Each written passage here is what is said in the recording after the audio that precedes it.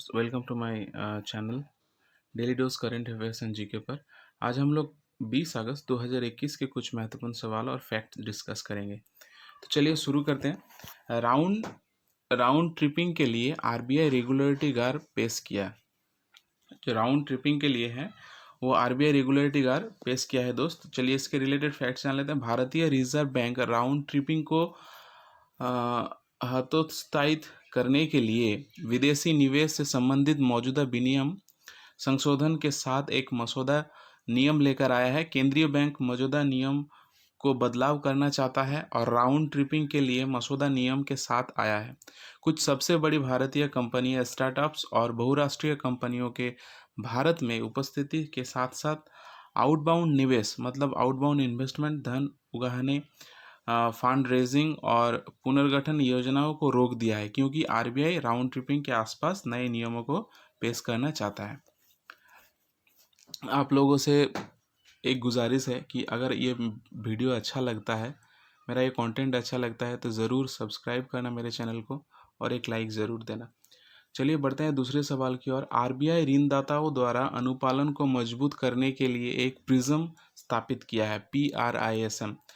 चलिए फैक्ट जान लेते हैं। आरबीआई रिजर्व बैंक मतलब भारतीय रिजर्व बैंक पर्यवेक्षक द्वारा अनुपालन को मजबूत करने के लिए स्थापित कर रहा है एक मंच विनियमित संस्थाओं के लिए एकीकृत पर्यावरण के निगरानी, integrated supervision and monitoring prism के लिए वेब आधारित एंड टू एंड वर्कफ्लो संचालन प्रणाली। इसका उद्देश्य पर्यवेक्षित संस्थाओं के उनकी आंतरिक सुरक्षा और लचीलेपन को मजबूत करने और मूल कारण विश्लेषण पर ध्यान केंद्रित करने में मदद करना है। आरबीआई के जो 25वें गवर्नर है वो शक्तिकांत दास है। मुख्यालय कहाँ पर है? वो मुंबई में है और स्थापित कब हुआ था? 1 अप्रैल 1935 जो कोलकाता में हुआ था। चलिए तीसरे सवाल की ओर बढ़ते हैं। उड़ीसा स्मार्ट हेल्थ कार्ड प्रदान करने वाला पहला भारतीय राज्य बन गया है। उड़ीसा जो राज्य है वो स्मार्ट हेल्थ कार्ड प्रदान करने वाला पहला भारतीय राज्य बन गया। इससे रिलेटेड फैक्ट्स जान लेते हैं।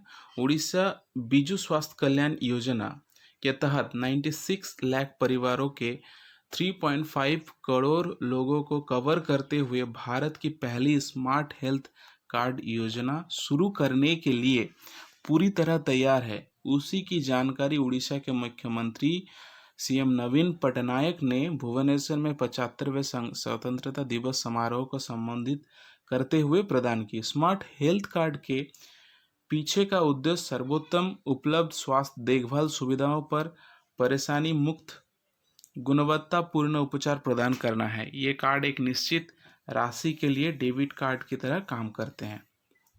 इस योजना के माध्यम से केंद्र सरकार के स्वास्थ्य लाभ भी प्राप्त किए जा सकते हैं और राष्ट्रीय और राज्य खाद्य सुरक्षा योजनाओं, अन्नपूर्णा और अंत्योदय योजनाओं के लाभार्थियों के ये कार्ड मिलेगा और अब से प्रत्येक परिवार प्रति वर्ष 5 लाख रुपये तक उपचार लागत का लाभ उठाएगा। महिला सदस्य सालाना 10 लाख रुपये तक का लाभ उठा सकती है। इस योजना के तहत स्वास्थ्य लाभ उड़ीसा सहित देश की 200 से अधिक अस्पताल श्रृंखलाओं में प्राप्त किया जा सकता है। अभी जो उड़ीसा के मुख्यमंत्री है वो नवीन पटनायक है और राज्यपाल है गणेशी लाल है। चलिए बढ़ते हैं चौथे सवाल की ओर। PR श्रीजेश होंगे केरल एडवेंचर टूरिज्म के ब्रांड एम्बेसडर। केरल के जो एडवेंचर टूरिज्म के ब्रांड एम्बेसडर कौन होंगे? PR श्रीजेश। चलिए इससे रिलेटेड फैक्ट्स जान लेते हैं। ओलंपियन पर टू रावेंद्रन श्रीजेशी PR श्रीजेशी गोलकीपर और भारतीय राष्ट्रीय हॉकी टीम के पूर्व कप्तान को केरल में सहायक पर्यटन मतलब एडवेंचर टूरिज्म के ब्रांड एम्बेसडर के रूप में नामित किया जाना तय है। श्रीजेश उस भारतीय हॉकी टीम का हिस्सा थे जिसने टोक्यो 2020 ओलंपिक खेलों में कांस्य पदक जीता था। PR श्रीजेश केरल के एर्नाकुलम के रहने वाले थे। केरल का जो मुख्यमंत्री है वो पिनाराई विजयन है और केरल के राज्यपाल जो है वो आरिफ मोहम्मद खान है दोस्त। चलिए बढ़ते हैं अगली सवाल की ओर। विश्व एथलेटिक्स अंडर-20 चैंपियनशिप नैरोबी में शुरू हो गया है। फैक्ट्स जान लेते हैं। विश्व एथलेटिक्स अंडर 20 चैंपियनशिप का 2021 संस्करण केनिया के नैरोबी में शुरू हो गया है। गवर्निंग बॉडी ने एक विज्ञप्ति में कहा है कि दुनिया भर के महत्वपूर्ण उपकरणों की यात्रा और रसद पर यात्रा करने वाली टीमों पर कोविड का प्रभाव एक चुनौती साबित हुआ है। यह आयोजन मूल रूप से 2020 के लिए निर्धारित किया गया है। विश्व अंडर 19 चैंपियनशिप 17 से 22 अगस्त 2021 तक आयोजित की गई है। चलिए छठे सवाल की ओर बढ़ते हैं। भारतीय नौसेना ने वियतनाम के साथ किया द्विपक्षीय समुद्री अभ्यास। फैक्ट जान लेते हैं। वियतनाम के साथ भारतीय जो सेना है वो द्विपक्षीय समुद्री अभ्यास किया है दोस्त। भारतीय नौसेना और वियतनाम पीपुल्स नेवी ने दोनों नौसेनाओं के बीच रक्षा संबंधों को मजबूत करने के लिए दक्षिण चीन सागर में एक द्विपक्षीय समुद्री अभ्यास किया है। भारत से आईएनएस रणविजय और आईएनएस कोरा ने अभ्यास में भाग लिया और वियतनाम पीपुल्स नेवी से फ्रिगेट बीपीएनएस लाई थाई 2 ने ड्रिल में भाग लिया दोस्त। इसका महत्व क्या है? इसने पेशेवर आदान प्रदान की जटिलता और पैमाने में भारी उछाल सुनिश्चित किया है। ये यात्रा भी विशेष महत्व रखती है क्योंकि भारतीय नौसेना के जहाज़ों ने वियतनाम में देशों का 75वां स्वतंत्रता दिवस मनाया है। दोनों देशों के बीच रक्षा संबंध मजबूत रहे हैं, ठीक है। और इस साल जून में दोनों देशों के रक्षा सुरक्षा वार्ता की और भारतीय नौसेना के जहाज अक्सर वियतनामी बंदरगाहों का दौरा करते हैं। पिछले कुछ वर्षों में दोनों नौसेनाओं के बीच प्रशिक्षण सहयोग बढ़ रहा है। चलिए बढ़ते हैं अगले सवाल की ओर। एसबीआई लाइफ ने term insurance policy SBI life e shield next launch की है।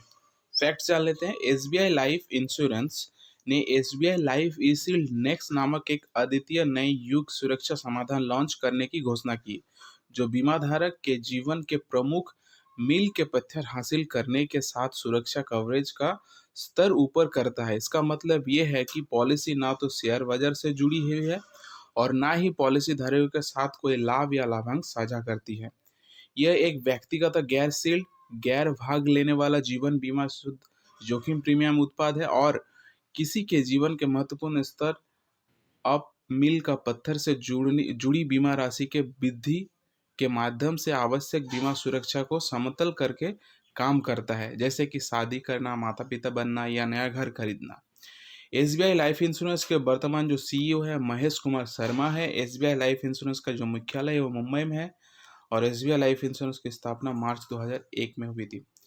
चलिए अब बढ़ते हैं अगले सवाल की ओर। 19 अगस्त जो कि विश्व मानवतावादी दिवस मनाया जाता है। 19 अगस्त को विश्व के मानवतावादी दिवस मनाया जाता है। विश्व मानवतावादी दिवस हर साल 19 अगस्त को मानवीय कर्मियों और उन श्रमिकों को श्रद्धांजलि देने के लिए मनाया जाता है जिन्होंने मानवीय सेवा करते हुए अपनी जान गंवाई या अपनी जान जोखिम में डाली।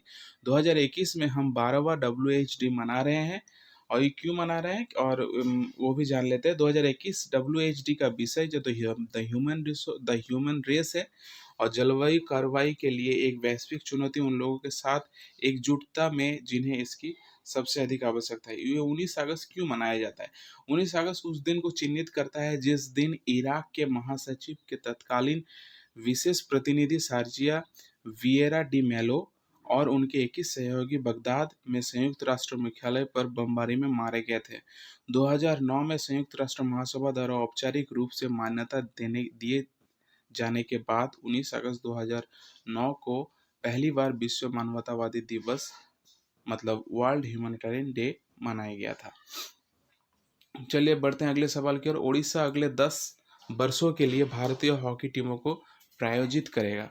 अगले 10 सालों के लिए जो अभी हाल ही में टोक्यो 2020 में जो पदक जीत के लाए हैं, बहुत ही अच्छा प्रदर्शन किया है, उसी भारत के हॉकी टीम को 10 वर्षों के लिए प्रायोजित करेगा। चलिए फैक्ट जान लेते हैं। मुख्यमंत्री नवीन पटनायक ने घोषणा की है 2023 में मौजूदा प्रायोजन समाप्त होने के बाद उड़ीसा सरकार अगले 10 वर्षों के लिए भारतीय हॉकी टीमों को प्रायोजित करेगी। राज्य सरकार ने 2018 में राष्ट्रीय हॉकी टीमों को प्रायोजित करना शुरू किया। टीमों ने टोक्यो ओलंपिक में अपने शानदार प्रदर्शन के साथ इतिहास रचा है। मुख्यमंत्री ने प्रत्येक खिलाड़ी को 10 लाख रुपये देते हुए नगद पुरस्कार देते हुए कहा। चलिए बढ़ते हैं आज का लास्ट सवाल की ओर उससे पहले आप लोगों से गुजारिश है, ये वीडियो अगर अच्छा लगता है, इसका ये जो नोट है, इसका जो PDF है, आपको वीडियो के डिस्क्रिप्शन में मिल जाएगा। अगर थोड़ी सी भी आपको हेल्प होता है तो सब्सक्राइब ज़रूर करना और लाइक दे देना। विश्व फोटोग्राफी दिवस 19 अगस्त को मनाया जाता है। कब मनाया जाता है? विश्व फोटोग्राफी दिवस 19 अगस्त को मनाया जाता है दोस्त।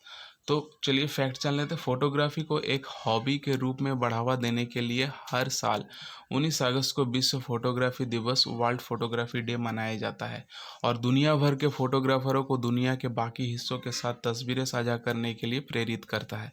पहला आधिकारिक विश्व फोटोग्राफी दिवस 19 अगस्त 2010 को मनाया गया था।